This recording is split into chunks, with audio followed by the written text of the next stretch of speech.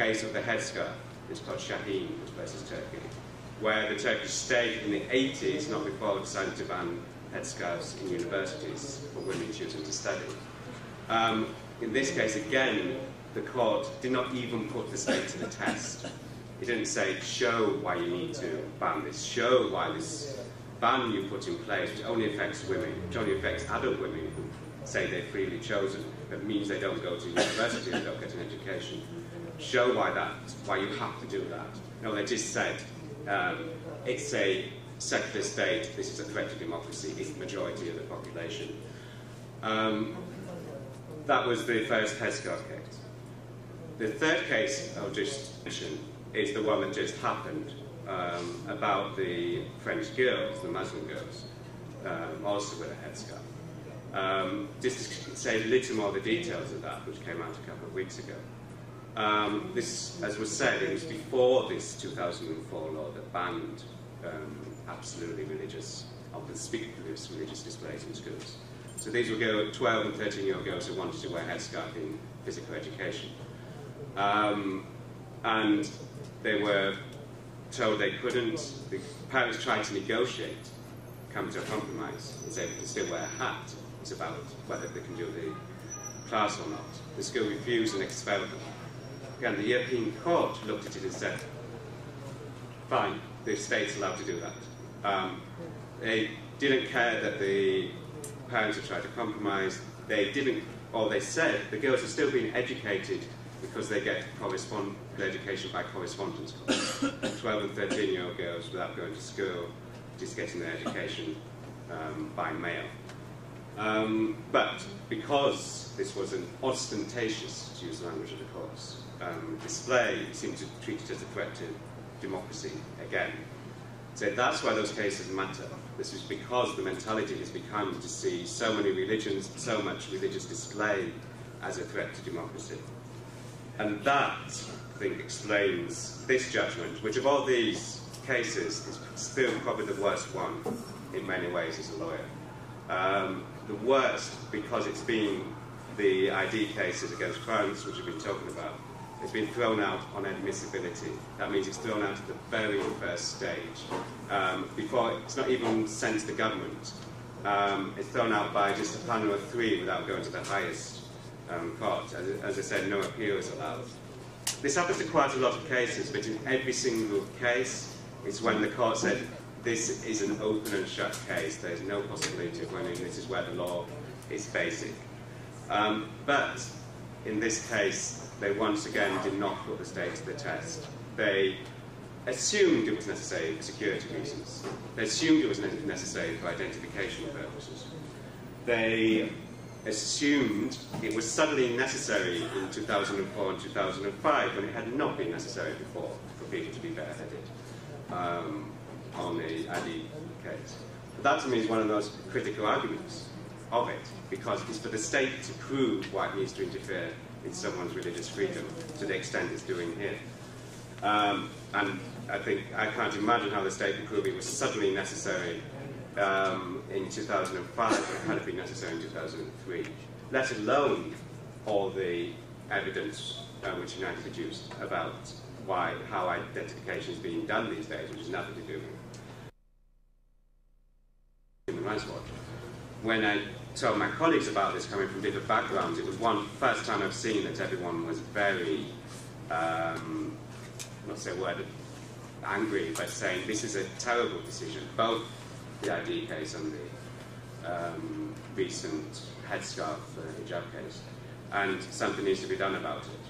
But looking purely at the issue of how you're going around persuading judges, and it's been talked in different ways as the rest of society to do so, but it's important in the long run, particularly for Europe, but for the rest of the world, given the importance of the court, that this is changed. One way is to go to other courts, and particularly the UN, and get with its human rights committees, and it has other bodies that monitor treaties which are effectively courts. Something new, and they don't come at it with the baggage that the European Court now has. But it's changed the judges as well. It's knowing that the more the cases are, the more the European Court decides to think this is the way it goes. The problem there being, as you may have noticed, all the cases have been brought against Turkey and France, because those are the two supposedly secular states. And those are the worst possible precedents to set, because the European Court says, oh, that's secularism.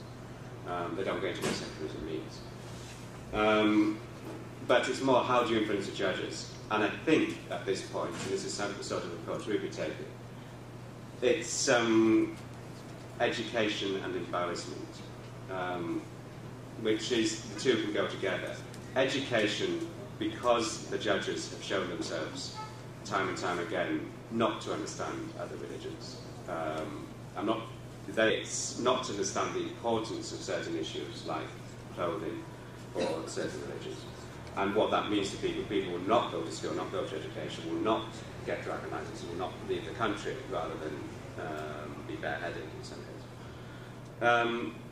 And it's embarrassment. It's bringing home to the judges just how poor they are in their arguments, just how weak. I say that because it has worked on another very much related side where the European Court was also disastrous for many years, and that was dealing with discrimination issues. The European Convention on Human Rights, the basis for the court, bans discrimination. But over the years, courts in many countries and people dealing with discrimination have realised discrimination comes in many forms.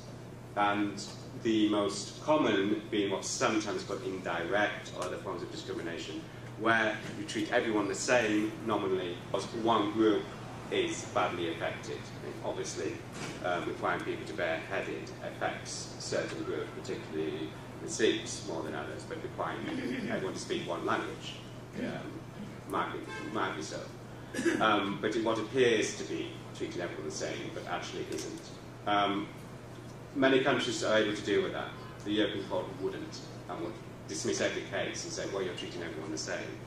Only in recent years, because of the degree of education and the degree of embarrassment when people started saying these are outrageous decisions, did they finally change, particularly a major case about the education of the Roma, the biggest minority group in Europe a few years ago. So it's that, and there's specific ways, the way, because my organisation works that way, we'll be doing it, is some reporting on it, we're looking at some headscarf issues. We'll be writing and working out a way to do it to influence the judges. It cannot be sometimes too hectoring because the judges are proud people and sometimes take very badly to think they're being campaigned against, except especially during cases. And sometimes it's just intervening with very strong legal arguments, and we'll certainly look to see if we can intervene in the rights committee case, although there's some procedural issues about that which I don't need to go into. But that's the key part of it. It's more difficult with the European Court because I agree with what's been said several times in different ways. Judges don't make judgments in isolation, in a vacuum. They depend on the society around them. And even the European judges who stand away from society, and that's sometimes their strength, they look at things as they are in many ways. But clearly on these issues are not treating a vacuum. It's more difficult to campaign at a European level.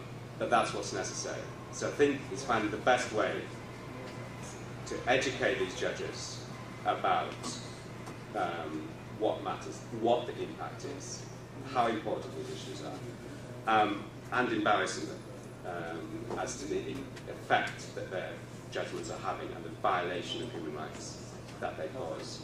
So I will look very much forward to working with the United Sikhs again, and other different guys over the coming years as we work out the best way of addressing this. Thank you.